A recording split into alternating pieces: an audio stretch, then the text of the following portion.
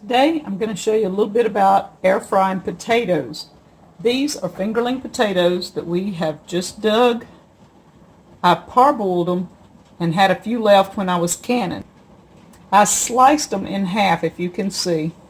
They are sliced in half, and then I added some coconut oil and salt and just mixed it really well and made sure that they are coated.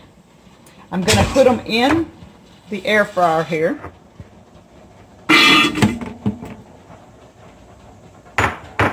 And space them out. I'm going to space them out a little, and we're just going to cook them at 400 for 15 minutes and shake them every 2 to 3 minutes.